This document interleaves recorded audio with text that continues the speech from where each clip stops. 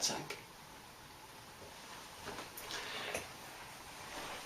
Today we're going to understand a powerful secret, the secret of balance.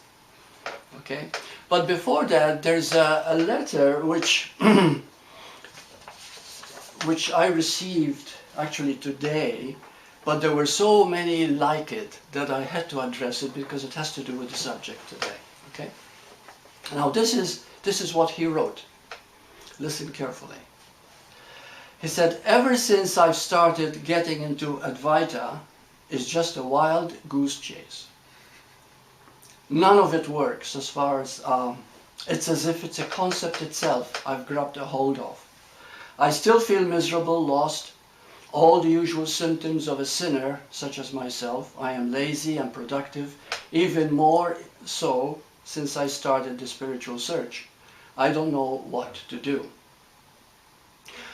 I don't know how to move on. I don't know how to be at peace. I feel very much isolated, very much distressed and helpless, as if cast into this world to forever feel as if in a shell. I wish to quit Advaita or the search or what have you, because man, it just ain't working. Trying to grasp peace or something, I'm trying to be one, so that I don't have any responsibilities to fulfill. I figure if I am the one, which is one, referring to oneness here, I don't have any more obligations. Burt, I'm not even at the point where I am confused. I am just lost. Just lost. Going through the day, this feeling is what moves me and what has to do with the things I do. What is an individual to do? Now, before we go into that, is there anything you'd like to say about what he has covered? Because this is a very common one. You study a lot, you read, you gather a lot of information, but what happens is that you get so confused that you just don't know how to apply it to everyday practical life. So is there anything you'd like to say? Yeah. I'm hearing that he is not seeing the two sides. He is what he's seeing. He's not able to draw back and see what he's seeing. Okay, so in other words, he is seeing this whole thing, you know, like all the confusion and everything else of the activity, but he's not seeing the major point of what it's all about, isn't it? Or he's not recognizing the observer in it. Okay, the observer, Which is the oneness, okay? Is, yeah, the source.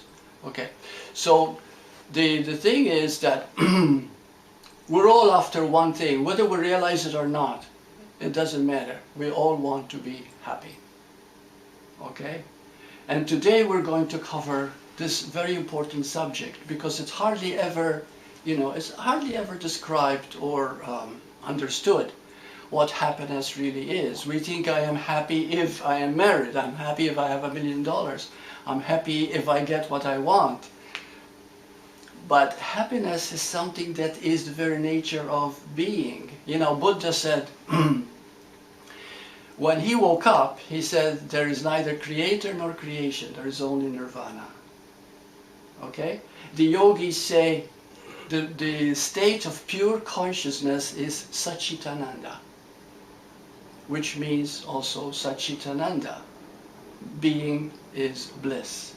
Who you are is bliss. So the very nature of you. So what is it that keeps us from being who we really are? You see? So in order to break it down, because who we really are, just like Ramana Maharshi says, our very nature is happiness. This is why children are so, in their innocence, they're so pure and happy and blissful. You know, puppies, dogs, everything else, because of their innocence. But then we become worldly and fill it up with complexity, and so we lose the very nature of who we are. Now, this is, let's understand also this. You see, you are a human being. The human has three very strong wants. Okay? It wants safety, it wants approval, and it wants control. And it is these three that actually bring all the suffering, all the emotional suffering in the world. These very three. But you might say, why are they there if they bring suffering? Because these three are the nature of being. You're a human being. Okay? The being is already all the safety we need. The approval, we don't actually need it because it is love. Our nature is love because we're all one. It's all oneness. And control, the real power is what's inside us, who we really are. But we try to have it on the level of the human, and so we confuse the issue and it becomes a want. And when you want something, that very seeking itself creates a block to who you are. Okay, this is clear so far, right? Okay, so so therefore we are constantly creating this by mental activity. See, when articles are written or about truth, truth is very simple. Being, to be who you are, really who you are. You see, but instead we try to be. Do you see the confusion here? For example, you know, people very much rely on their thinking prowess. You know, I have to think about it. I want to know what I want. I want to know where I'm going. I want to understand. I want to figure it out. Not realizing that these very words is what keeps us from that. Because if we allow being to take over, the being which we are, the moment we relax our being into that, it automatically begins to lead us into what we are. And this is something very, when you listen to it, it's very hard to prove it. But as we start to listen to it and work from it, we'll find our life takes on a different flow of being, you know, when things come our way. Now,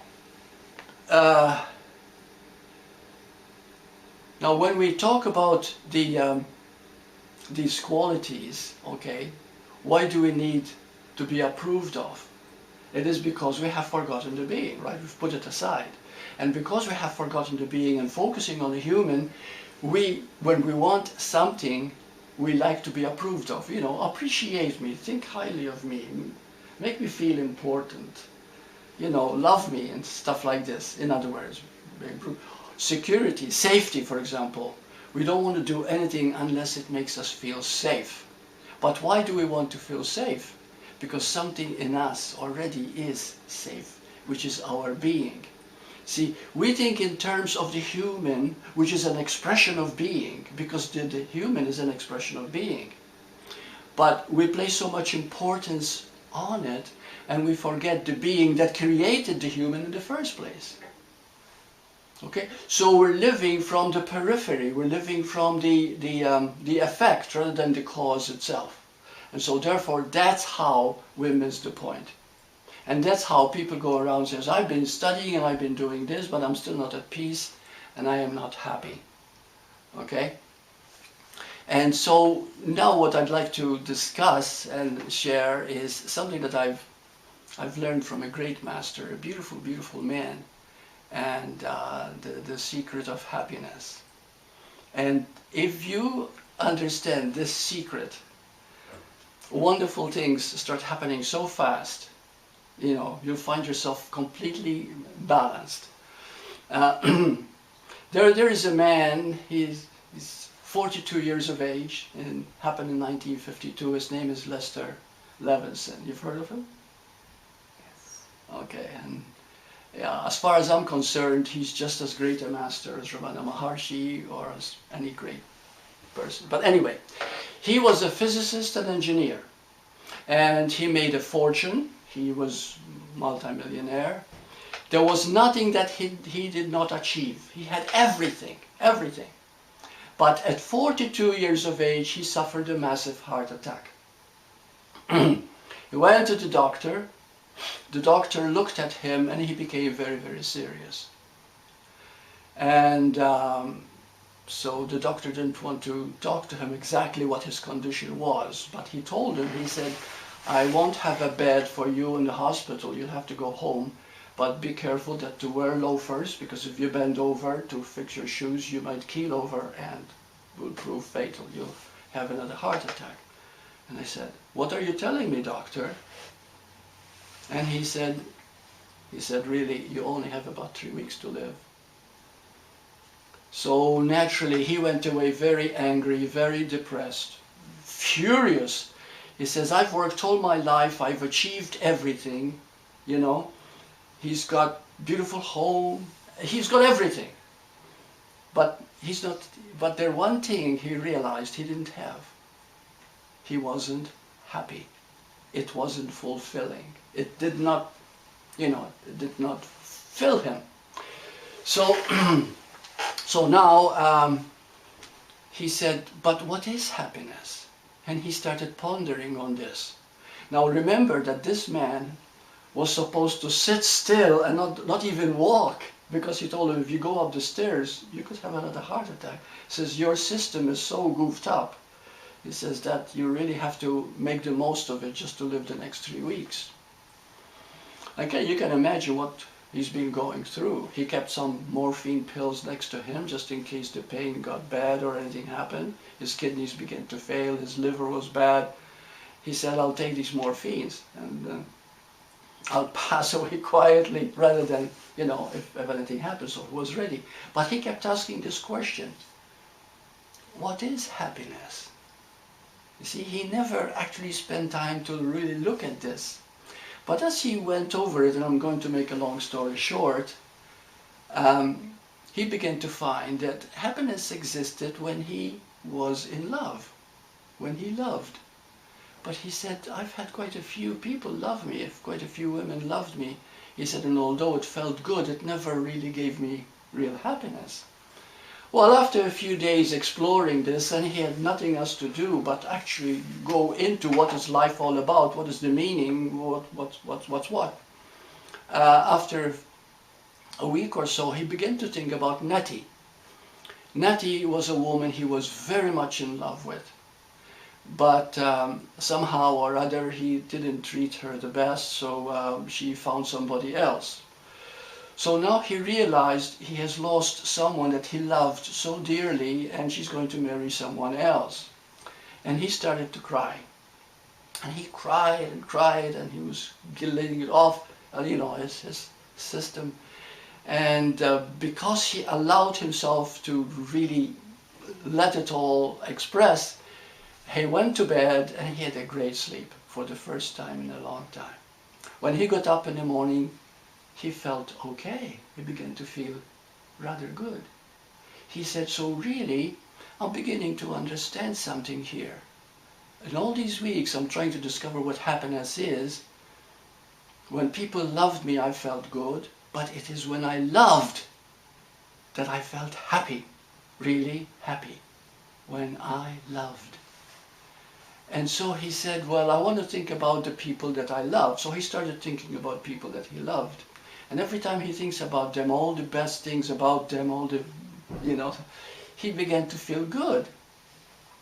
But then he found he had quite a few enemies, quite a few people he didn't like or couldn't stand, like everybody else.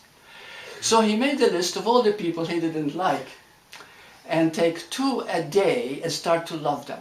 Find out what it is that he didn't like, but learn to love them anyway. Okay. So here now, listen carefully, because you're learning the biggest lesson as far as happiness and fulfillment is concerned.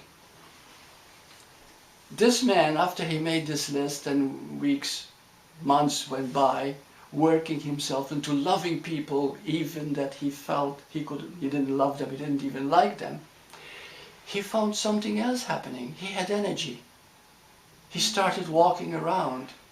He was feeling alive for the first time. Well, anyway, make a long story short, 3 months later he was completely healed. Completely healed. And not only that, but he lived in his late 80s. In perfect health, actually. So what happened? He never saw a doctor again. He never took drugs. He never did anything at all. He says, Loving itself is the healer because it makes you happy. When you're happy, every organ in your body, every cell in your body becomes in perfect balance. Your circulation, your heart, everything moves in accordance with the rhythm of life itself because you are in alignment with the light. And the light is that you're not just an individual. You know, you're more than an individual. You are oneness. We're all one life. You're just a little wave of the ocean, but at the same time, all the waves of the ocean are still the same one ocean. So we are one with all. So anyway, so this was his great lesson that brought him perfect health. And later on, in a little while, I'm going to tell you the technique that he came up with, which actually worked.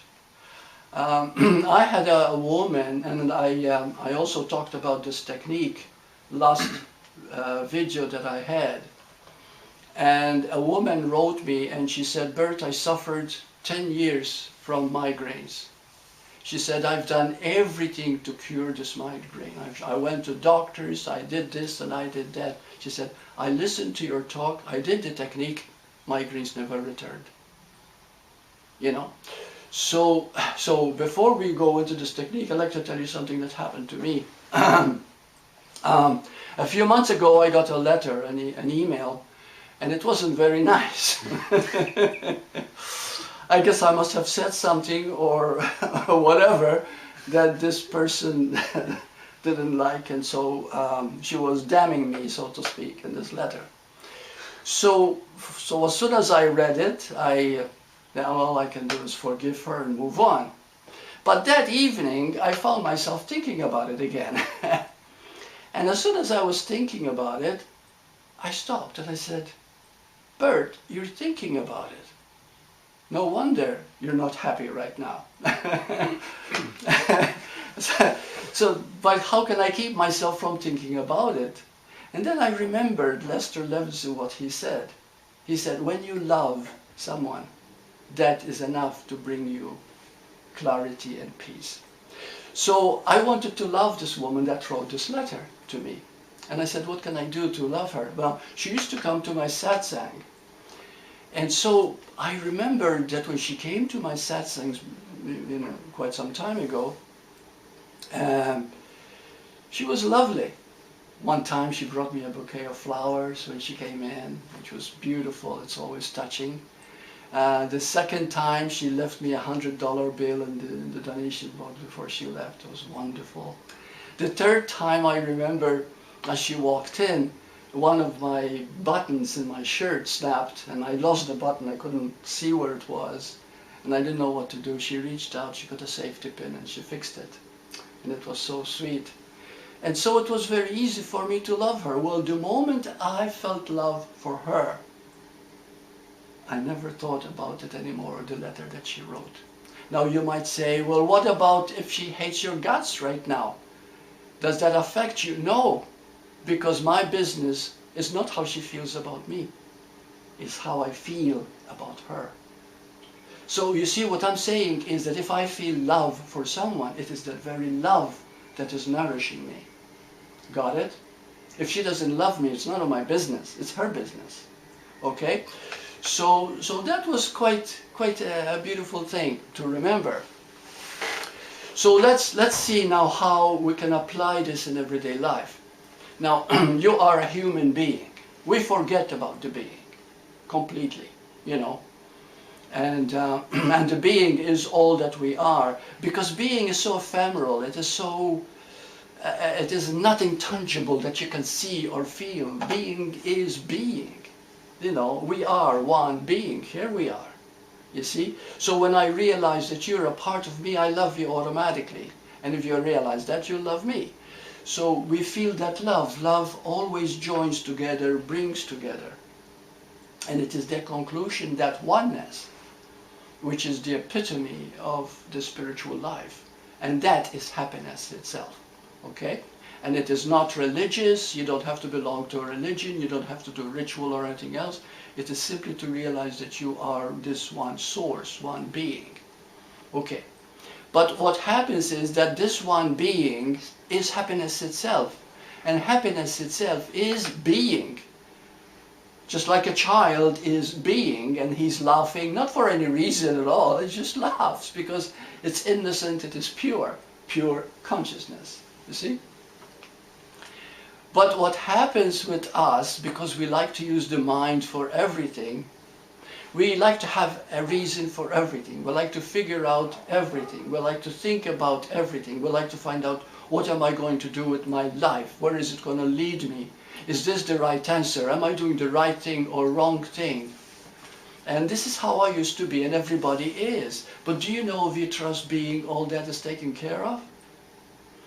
That's the beautiful thing, because the being is those things that we want. It is safety, being safe.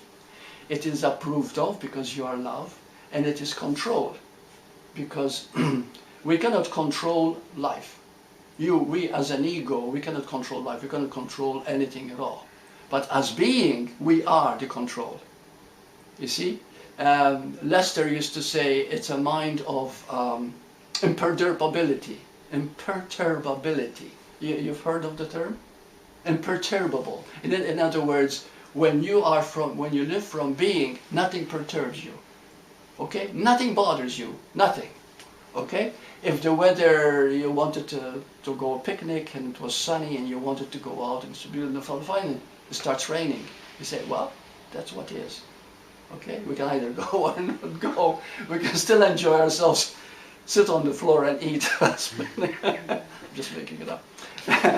Okay, so in other words, you make the best of whatever happens. Imperturbable. Okay, and the reason we want that all the time, because it is our nature. We want to be approved of because we want that love. We want control because control is really the source itself. The source is in control, not the individual. But when you work from being, you become so vast in your being because it is love itself.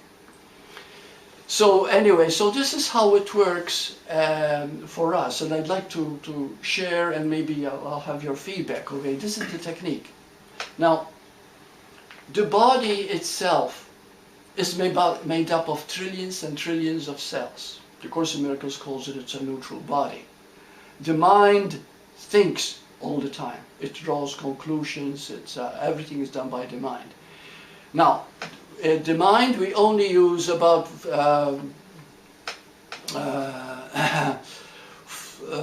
we process about 40 pieces of information per second by the mind, but the body processes 4 million pieces of information per second.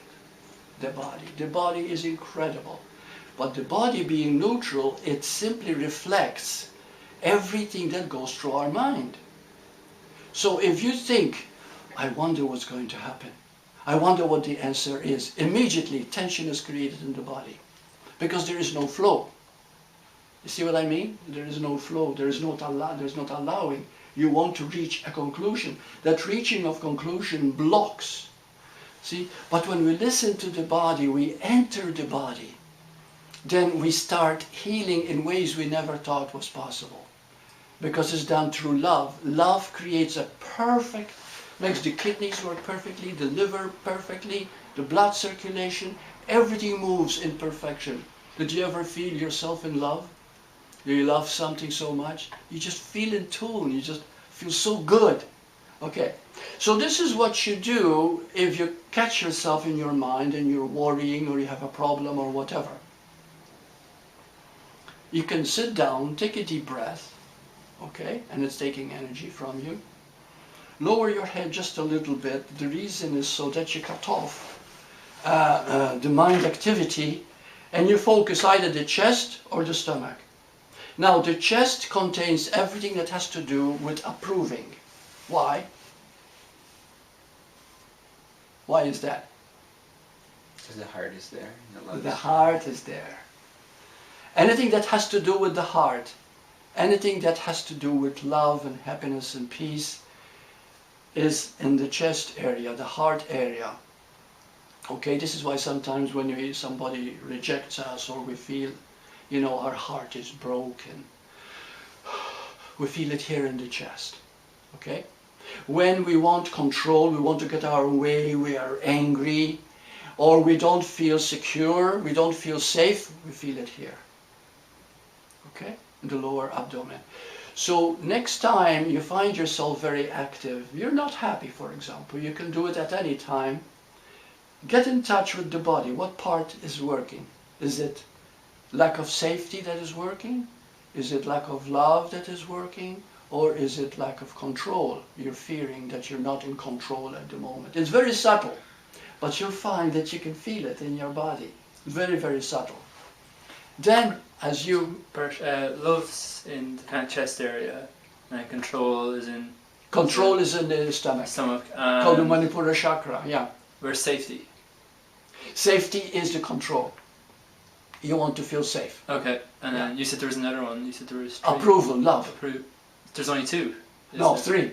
There's approval, which is love. Yeah. We want to be approved of. We want Yeah. to be appreciated. We want to be accepted. We want to feel we belong. We want to be approved of. Okay? Yeah. So approval, that's love. Yeah. Okay. Safety. Here. That's the security part. That's the needing to feel safe. Yeah. That's the needing to feel I'm going to be okay. You know. Safety's in the stomach along with Some- control. And safety is yeah, that's right, because it's part of security. You see. Okay. So if somebody says to you, you're not gonna live long, you feel it. So both safety and control are in the abdominal? Yeah. Both of them? Yeah, in the stomach, yeah. And the approving, the love, if somebody hurts you in the sense somebody you loved, somebody you cared for, you can feel it more in your chest area, you see. But if you get mixed up, it's okay. That's the beauty of this technique. If you get mixed up as to where you have to focus on, don't worry. Don't worry, just enter the body, see where you're feeling it. Don't try to figure it out, because I'm trying to explain it here, but don't get bogged up in trying to figure things out. Okay? Feel it in your body, breathe into it, and then say three things. Am I willing to let it go? Am I really willing to let it go? Why do you repeat that? Because most of the time you don't really want to let it go. You want to think about it. You want so then you ask again, am I really willing to let it go? And then you say, yes. When? Now. And then you'll find it's less. Now that doesn't mean it has been cleansed completely. There might still be a residue left, because we have accumulated so much from resistance, from things that we tried to control, from things that we wanted to get our own way. In other words, it's just still so strong that there might be still some residue. But as we keep on working with this, you'll find you become purer and purer and purer, and you begin to live from your being so much. It's just like a whole new energy taking over. It's just amazing, the energy that will come to you, you know. So yeah, when I did this technique a couple of times, I find because I do Qigong every morning, okay. You know, the deep breathing, you've heard of Qigong, yeah, I do it every morning, and I've been doing it now for a couple of years. And but I had so much energy that I included doing some dips and push-ups and everything else, you know, because I felt the energy. So this is the beautiful thing, is that when you start working with the body, not the mind, the body. So let's talk about it, okay? Because we have to really get it clear here. When you work with the body, you will find that the body is just like coming alive. Okay, when it starts coming alive, then that's when we talk about happiness, we talk about energy, we talk about health. Okay, so are there any questions at all? Yes. This technique that you talked about, if there's too much in there, so does it, if it's the residue is great, so would it be advisable to just repeat over and over the questions Yes, and you answers? repeat it in this way, okay? But sometimes the mind is very stubborn because the mind says, no, this is who you are this problem, you've created blah, blah, blah. And so there might still be a part in us that just doesn't want to give it up yet. I want to think about it. But why did they do that? I want to figure it out. You know what I mean? And we don't want to keep on thinking about it. And the point is, are you willing to let it go? Am I really willing to release it? If you say yes to both, okay, when? Now. And then the moment you say now, just be. Just be and go about your business. And then as you start doing that, there is something that is so powerful, okay, happening. Now, it can be very embedded because we want to get our own way, we want to be in control, we are stubborn, we want control, in other words, you see. And that can be so strong that even when we ask it, am I willing, and we say yes, there is still a part that somehow doesn't really want to, you want to keep on thinking. But you have to be aware of that. And the more you practice it, to let it go, you see, after you've done it a couple of months, and a couple of months is not much, you know, you do it every day for a couple of months, you'll find it happens naturally. You're walking down the street and all of a sudden you start thinking. Remember that if you're walking briskly and you start thinking, you slow down. And if you keep on thinking a lot, you want to sit down. And if you keep thinking a lot, you want to lean back and get engulfed in it. Okay? So it always slows you down. When you find yourself physically slowing down, there's a mental activity that is now, the doctors call it stress. It's a very easy word, but what stress does to the body is absolutely unbelievable. How all diseases come from stress, from that great need to be in control, you see, to change things, to have your own way, to think about it, to get an answer. You see, some people says, but if I don't get an answer, how will I know the answer? Through being. Yes, you would, because being is complete. Being is whole. Being is total. You see? And no matter, so let's challenge this and let's keep on exploring it, okay? Because there is the being that you are is complete. You are being. Buddha awakened to that. Jesus awakened to that. Ramana Maharshi awakened to that. You see?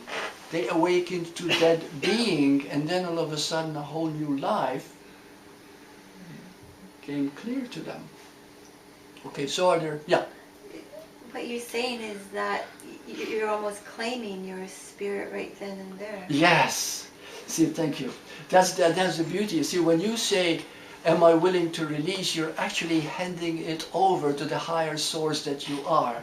So you're giving up your mental activity, which is puny in comparison to the vaster knowledge that you really are. So you are actually handing it over, so you take care of it. So after a while, you begin to trust more and more the real power that you are, the I am of you. You see? And as you learn to trust it more and more, it will take care of everything. If you are a good teacher, trusting the I am, it will take over and teach through you.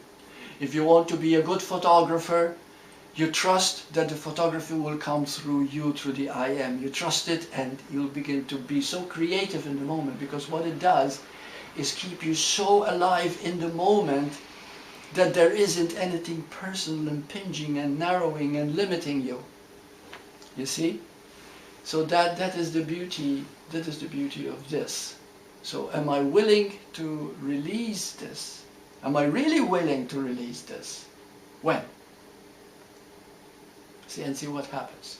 Now, if any of you have some emotional problems or something like now, would you like me to help you to deal with it right now?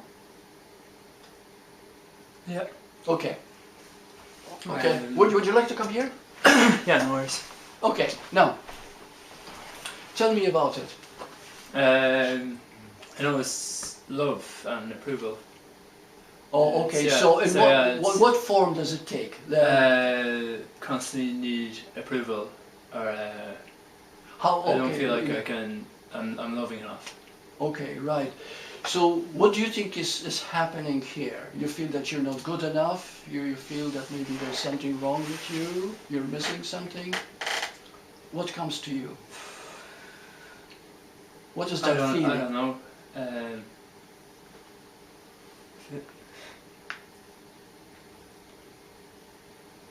I don't know. I think control gets in the way. Oh, okay. Yeah. Now, okay, I'd like you to establish the control now. Okay, feel it happening right now. What is happening? I'm in control. Of the I know, situation. but yeah. tell me what is happening physically and mentally. Mentally, Or a situation with people or... mentally critical. You kind of judge it. Well, what am I getting out of this? Is this the right thing to do? Yeah. It's kind of empowering, to be honest. And what? Empowering? It's like in control. It's like determined. So at that Focus. moment you feel empowered? Empowered, but like there's still something out there, and it's not. It's just completely identified with small me. Yeah. So that's what I want you to feel right now. How that small me feels now in you. How does it feel? Like it has to get something. Constricted, maybe? Yeah. It's like You there's feel as if you're going to make a mistake, or you're going to say the wrong thing, or you're going to step over your own toes, or... It's feeling like I have to understand something. There's something I have to understand, and I'm not getting it. You're not getting it. Okay, Yeah. now, how does that feel emotionally? It's tension. There's a lot of tension in the body. Yeah. Lots of tension in the body. Yeah. Okay, so right now from 1 to 10, as we talk about it, what would you say is it equivalent to? From 1 to 10. 10 is very, very strongly tense. 1 is no tension at all. What would you say from 1 to 10? 7. 7. Seven. It's a lot of constriction. 7. Okay, now I want you to focus on that for a moment. Okay? Yeah. Okay, focus on this tension right now. Yeah. Okay, feel it in the body. Yeah. Okay, good. Now, ask yourself that it's okay to have that feeling. And I want you to do the following. Put your hands like this. Yeah. And say, I welcome this feeling. I welcome this feeling and I expand it.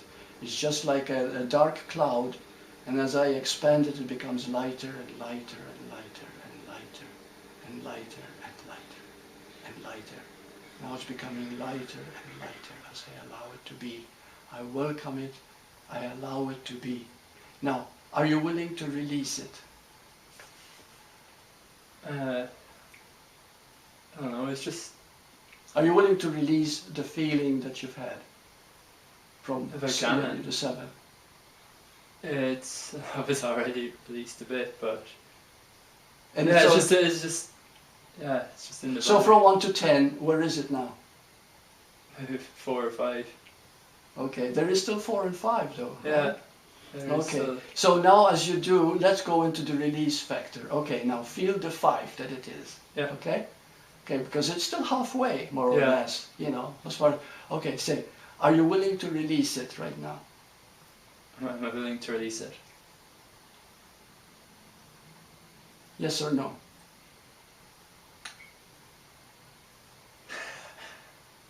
Yes. Yes, okay. Yes. Are you really willing to release it? Yes. When? No. Okay, where is it? It's not here. How do you feel? From 1 to 10? Pretty good. Okay. Okay, thank you. Okay, so this is more or less what we do, and as you become familiar with it, I took a long way around it, but I just wanted to make sure that we're understanding the process here. Okay, but eventually you'll be able to do it just in a few split seconds. See, the point is the willingness, because most of the time we're so caught in our mind that we're not willing to let it go. We want to think about it. We want to figure it out. We want to, why are they doing this to me? Why is this happening? Why am I like this? What is the answer? You see, the mind takes over. The point is, am I willing to release that? And you say yes, but am I really willing to release that? You've already looked a little bit deeper here, and now you say, when? Now. And the moment you say now, it's just a release happens inside you. If you were to look inside your body, you will find wonderful things happening. It's a whole new energy takes over. Even if you have something not healthy happening to you, let's say you had a headache, you have a headache now, or a backache, or whatever, we can do that. And you'll find it starts to dissipate, goes away. So You see? Yeah. in essence, when you ask, am I willing to release this, is you're really asking, am I willing to release the thinking? Yes. Am I right? Yeah. And Yeah. you did this with the hand too, because Because the body reflects the mind all the time. so you're feeling the energy around the abdomen because there was a Yeah, control because you see, most of the energy builds up in the body. If right now I'm afraid of something, you know, I can feel my breath, my stomach quiver, my heart palpitates. You see what I mean? So it always happens in the body. So by getting in touch with the body, and I allow and I welcome it. You see, the point is not to fight anything, because it is resistance that increases something. If you try to get rid of a problem, are you going to get rid of it if you try to get rid of it? No, you give it more power. You see? So what you need to do is to bring love into everything. Bring love even into that quality. And when you bring love into something, bring love and fear together. What happens? Fear is gone. The fear is gone. Because fear is a need for love. Fear is a call for love. Fear is a frustration of love. Fear means I am not getting the love I want. Fear of rejection. I don't want you to reject me. I want to be loved. See? Love is everything that we want. Fear is when we are not getting what we want. You see? So when you put them together, love the fear also. Allow the fear. Love the unloving in you. Okay? When you start, that's when you really start loving and respecting who you are. Because now the real you becomes more pronounced. Well, it's like you're giving yourself absolutely everything that you think you need. Or Yeah. you not just you think you need, but that you're needing. When you're very needy, you think you're lacking something. Mm-hmm. Okay. So when you think you're lacking something, then you begin to feel that lack. And you think there's something wrong with you. But the moment you love it anyway, what remains is the love all the time. So if I am needy for something and I say, it's okay, I welcome it. I welcome it. I love, usually this is what I do. I expand it. You see, by expanding it, I give it more room to be what it is until it just simply floats away. You see, I'm not fighting anything. I'm not rejecting anything. I'm not resisting anything. I am allowing it, and it's okay. It's okay. The moment you say okay to something that you didn't think is okay, you see, like for example, guilt. When people feel guilty, guilt is like crazy glue. You know crazy glue, you know. Well, you know, you grab something and you try to get rid of it and it sticks with your fingers, and then you try to get rid of it and it sticks here. So you can never get rid of crazy glue. Well, the same with guilt. You know, you feel guilty, and then if you try to get rid of guilt, you feel guilty for feeling guilty. Okay? So the only way to get rid of guilt is don't try to get rid of it. You see? Just welcome it, expand it for what it is. See that it has no power to do anything. Just allow it. Allow it, and it's okay. And then, am I willing to release it? Am I really willing to release it? When? Now. And leave it at that. The mind will start to doubt in the beginning. whether it's released or whether something is happening all the time. But as you start seeing the process, you begin to feel better. That's how you know. There's a feeling of greater energy. There's a feeling of less ego involvement. You see, less preoccupation with yourself. And this is how we begin to learn to let go. Okay? It's very powerful. And all the time, what happens when you get let go? You move into your happiness. You become happier with yourself. The moment you're happy with yourself, you are productive, you are successful, you are creative, you are inspired. The word inspiration comes from the word spirit. See? To be who you are. Because that's who you are. The spirit of life itself. Yeah. So is that clear about... Yeah. Okay. You feel better now too, right? Yeah. Yeah. Still a bit of letting go to do. What's that? Still a small bit of letting go to do, I think. Yeah. Okay, you can, when that happens, and in the beginning it does, of course, then you repeat it over and over again. Okay, listen to this tape again, just to make sure that you got it working. And then just keep on until all the residues are gone. And this is how we burn out the ego. You see, because the ego is a conditioning. All it is a recording from the subconscious mind. You know. I mean, maybe your father said, "Oh, you'll never amount to anything. You're no good." You see what I mean? And you carry that with you. Like I had a man one time came to see me, and nothing he did ever worked out. He was in his 40s. He loses one business after another. You know, he was incredible. And he said, well, I listened to the law of attraction and talk abundance courses, and I took these, and there's nothing working. So I said, what do you think is the problem? So I had him lie down, because I used to do hypnotherapy in those times. And then it came to him right away. I said, let's go back to the source. What created this feeling of failure? You know, fearing failure, all the time thinking failure. And then it came to him.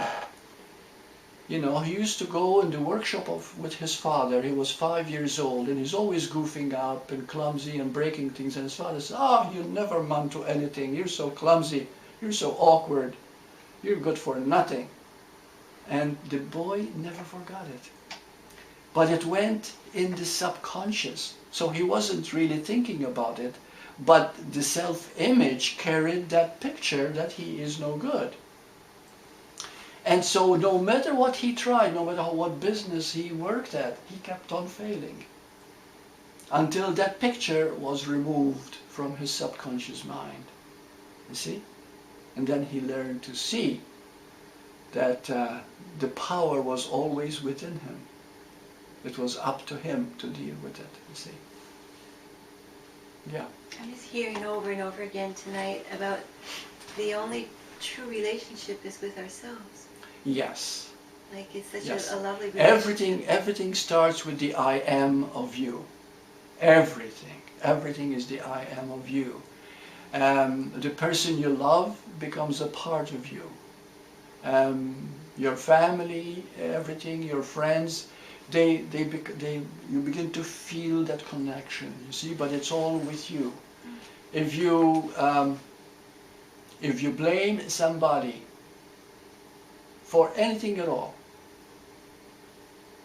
where is that blame coming from? You. From you. About you. About you. And if you judge someone, you are judging yourself. Because you are doing the judging, and the judging is coming from you, and you are seeing it. You see? So everything comes from you. So the point is that when you start releasing anything that does not keep you happy, anything that keeps you from being happy, is what makes you blossom into the grandeur that you really are, the being that you really are. You see? And we're talking about in every sense of the word. We're not talking about just physical health. We're not talking about mental health. We're not talking about spiritual health. We're talking abundance. We're talking everything. The whole of life flowers when you are happy, because everything that you need or do becomes that. A question about the gentleman that you talked about that had that sense of failure, image of failure that he got from his father. So you said that things turned around for him when that image was removed. What did he do to remove that image? Did you hypnotize him? What happened is that as soon as I took him back into a state of hypnosis, and it wasn't very deep hypnosis, you know, he immediately recalled this image. You see, immediately it came to him, because we always go back to the source of what brought a particular situation. And the moment he remembered that, then I had to reinforce the idea that he is not that image, you see. So therefore he had to replace the image with now the image is not real, the image is all imagination. That's what an image is, imagination. But by improving the imagination, he'll find by working from an improved imagination becomes an improvement also in your outward experience. And then you suddenly realize, but it's all mind anyway. You see? And when you realize it's all mind, now you've got all the power. So you did that while he was under hypnosis? Yeah, but he was not hypnotized enough to be unconscious. See, because he moved into it so fast. He was hypnotized, but it wasn't a somnambulistic state in which he didn't hear me. He was totally clear, heard my voice, he knew where he was, he knew what was going on. Kind of like a meditative state. It's a very deep alpha state. Yeah. Yeah.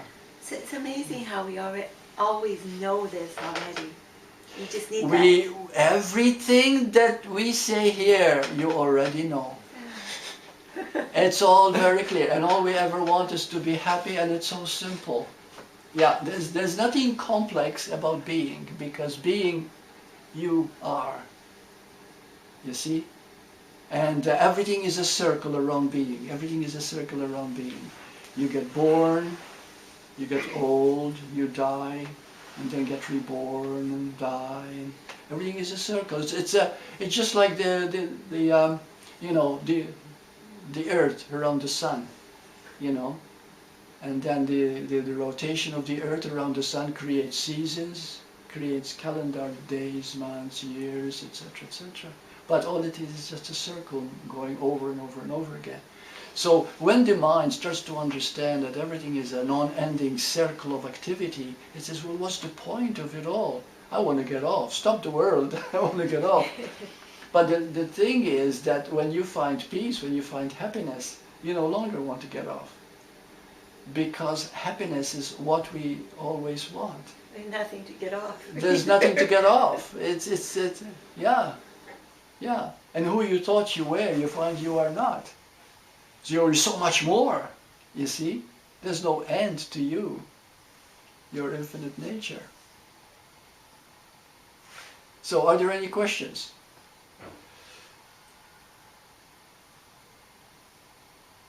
So you know what the secret of happiness is. To love completely. So completely that you create no space, no separation between you and another. And the less space, in other words, no, the more expansive you are, okay, removing all space, the more expansive you are, the greater the happiness, the greater the fulfillment of your being. Because love is the greatest power in the universe, the greatest power there is. You see, and love always brings you to the total fulfillment of you. To go back to your opening letter, Burt, what is he to do there? These two Nothing, stop. absolutely nothing at all. But He is needs lost. to stop. He is lost. You remember the letter that I read at the beginning? He is lost because he's trying to figure it out. He wants to go someplace. He wants to achieve something. He wants to gain something. People study, oh, maybe I'll attain awakening. Well, everybody is awake. They just don't know it yet. You know what I mean? Yes. Yeah. So the point is we're always trying to get some place. There's no place to go. You see, you're here. You're here forever. You're an infinite being. And when that suddenly gets to you, you begin to see that now is the truth. Now is whole. Now is complete. And then you begin to understand what happiness is. Happiness is being now without thinking about now, or trying to change anything, or trying to achieve anything, or trying to figure out anything. You see? When people say, oh, I'm so confused and I don't know where I'm going, it means they're totally in their complex mind. The mind itself is very complex, and it's full of contradictions, and it keeps contradicting itself all the time. And you get lost in that mire. You know, when I was in Toronto, I visited 2 mental homes. And the reason I did that was because I was very interested in the psychology of the insane, what drives people crazy. And it was very interesting what I found out. And we can say it's all ego, yes, you know, but you get so caught in your little world and everything becomes real. And the beautiful thing about expansion is that nothing is real because everything is part of that reality. You see, it seems it is nowhere because it is everywhere. You see, it's all being. And when you begin to understand that there is no end to you, the source that you are, the beauty that you are, then that's when the mind shuts down its activity and move into the higher essence of you, you know, to the higher part of the mind. Because when we talk about the mind, we're talking about the individualized personal mind, you see, which is very small and complex and self-contradicting. So, are there any questions? Is everything clear? Sorry.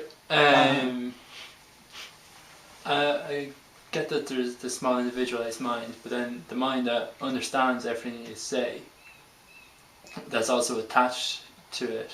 What do you mean, the mind understands everything? Yeah, the mind that, like the perspective, the like kind of alpha mind that understands everything you say, knows that it's just being. What's like, does that eventually the understanding get quiet? is not done by the mind. The understanding is done by the being. Yeah. It's a heart thing. We call it heart. Okay? You see, we talk about love, we write about love, there are poetry about love, there are songs about love, we watch movies about love, but you don't know love until you feel love. Got it? Yeah. Okay. But that which feels love is not the mind. The mind is about it. So the mind's a The heart reflection. is it. Got it? So there's a difference. The mind thinks about it. You talk about love. It's about it. But it is not it. And so it becomes complex. You can only feel it. When you feel it, there is no thinking. You just become one with it. And this is why the body is so beautiful. Feel the feeling. Go into the feeling. Don't make it good or bad, right or wrong. Just expand it and allow it, and it's okay. And it's making me a better person for it. Am I willing to release this congestion? Yes. Am I really willing? Yes. Yes. When? Now. You see? And that's how we begin to grow. Don't go against the mind. The mind would love that. Do you feel that it's helpful to sit and meditate? Or Yes. watch your breath regularly? Yes, yes, very much so. As a matter of fact, one of the best meditations you can do is to see, when we sit down, we are breathing. The body is always active. Okay? You know, the brain is firing, the heart is pumping, the cells are changing, the blood circulation is going. But we ourselves are not aware of all that, this activity, because everything is motion, everything is energy. Everything is energy. So therefore, you sit still and watch this energy. The best way to watch this energy is to watch your breath. But what happens is when you watch your breath, you start controlling the breathing. Okay, we're not talking about control. Meditation is not controlling anything. Watch the breath and you'll find that you're not breathing yourself, you're being breathed. Do we understand the difference here? You are being breathed, and the moment you begin to see that breathing is happening all by itself, I'm not doing anything. Now you got what is heart and what is mind. Mind is always wants to be in control, but the heart is the control itself. Now we know. But we don't understand by trying to figure it out, we understand by being it. Meditation makes you understand it by being it. So, yeah, in the beginning you take a deep breath, exhale, just be. Now observe. Who am I? What am I? And you are just this energy. And you begin to feel this silence, this energy that you are, you see? And then you find that, where does it begin? Where does it end? You see, it's all consciousness. It has no limitation. And when that happens, when that starts to happen, that's your expansion through awareness, through meditation.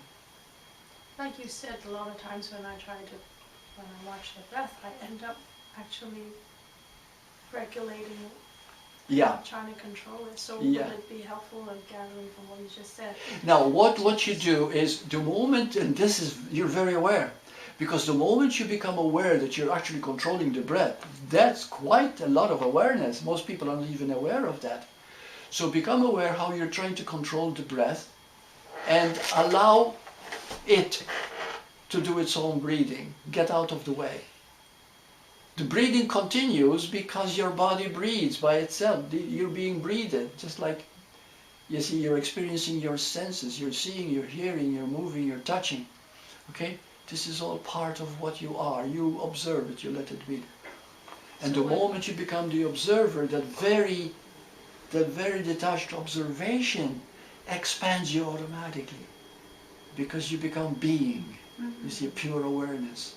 Just watching it. And you begin to feel your expansion. It has no, it's not just the periphery, it's not just located here, it is so much more. You're not inside the body, you'll find. It is the body inside me. I am all this. You see? Yeah. So yeah, moments of meditation, of silent listening, of silent watching, oh my, yes. It's wonderful. Yeah. But it is what you just said about observing and detached, and then you can see who you are not, therefore you just become who you are more so. Yeah. Well, you begin to see automatically, see without trying to see. See, the point is that the mind always wants to figure it out. I have to repeat this because this is where we start falling. Always tries to figure out which is the one observing which and how do I do it. No, the point is do not get confused with that. Just simply observe you are. Not figure who's doing what. Okay? And then it happens all by itself. You become the witness without trying to be the witness. You see? So the witness happens not through effort, not through control, because it is itself the controlling factor. You see, that's why we call it God. Because it is everything, does everything, and is love itself. It is being itself. You see? So when you allow and see, you begin to expand into that source, into that wholeness, automatically. Or maybe it's helpful to, during that state of meditation, to ask, who am I? Yes. Like you were doing that just now. Yes, yes. Who am I? Yeah. Yeah. And then don't reach a conclusion. Because the mind will start to think, oh, I am spirit. Oh, I am this and I am that. No, don't do that, because if you do that, then you're limiting yourself into an objective rather than a subjective, which you are. We're trying to make something out of it. Don't give it a label. It's best not to give anything a definition or a label. Just feel the expanse. Just feel that incredible space. You see, that's how you will become happy. This is how we become released. The mind wants to define. It objectifies everything. And the whole point is not to objectify. The whole point is to allow to be. You see? More and more, more and more and more. Allow yourself to be. And that is the beauty, that is the grandeur, that is the answer to everything, really. I'm going to make a quick comment on the letter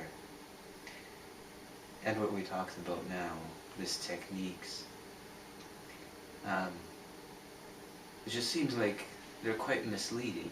Like what he's doing, he's also looked at a bunch of Advaita techniques. And this technique and all techniques, it seems that what happens is that the mind is listening to you, to any Advaita teacher, and it thinks that it's talking, that this direction is for the mind, and somehow that by doing this technique, I am going to become something. I'm going to become being. If that's what complicates the mind, this is why we get lost. That's why you never become anything. Yeah. The point is releasing, dissolving into that which you already are. I wonder how many can hear Thank you, this. incidentally, Boris. Thank you very much. You're incredibly wise for your age. It's wonderful, wonderful what you just said. Yes, and this is what is happening most of the time. Yeah, you see, we try to reach a particular stage. We try to get some place, and the whole point is to allow yourself to be, to be, to be. When people study Advaita, which are beautiful, some of these books are written by highly realized masters, people. But the point is that we listen to the words and then we try to achieve them. You see what I mean? And words are explaining the inexplicable. Their words are symbols of symbols. They are really talking about something so subjective, but at the same time, you have to use words in order to communicate. You see? So when you begin to understand that, you automatically, it starts to happen and you have an experience. It takes people sometimes years and years and years before they have a spiritual experience. And there are some, they get it just like that. Okay? What makes the difference? Less complicated mind, less trying to figure things out, less trying to think. You see? Yeah. I don't know whether I answered it. I answered you okay? It wasn't really a question. I think it's...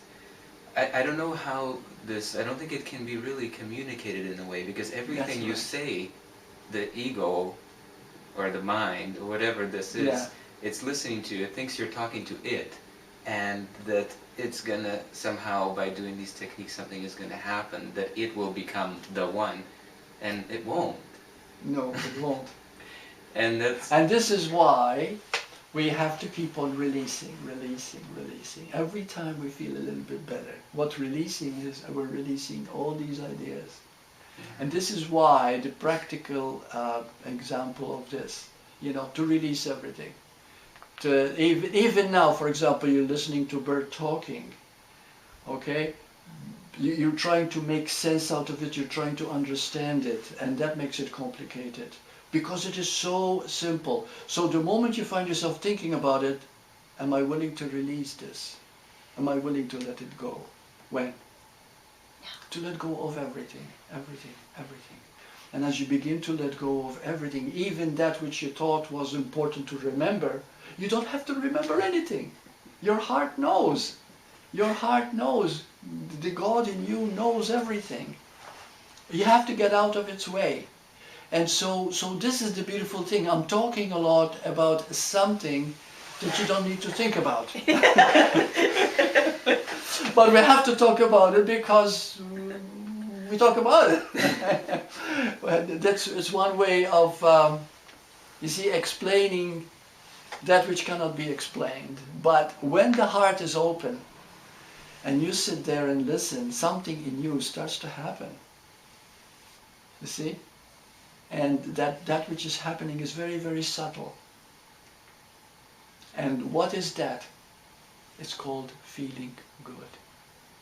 Okay? That's what it is. If you feel good, you don't have to remember anything that has been said. If you feel good, you already got something out of it. You see, but that something is you that you got. It is not something. Okay? So that's how it goes, and that's why seemingly it takes a long time when it's something so simple. Okay, so namaste. Thank you.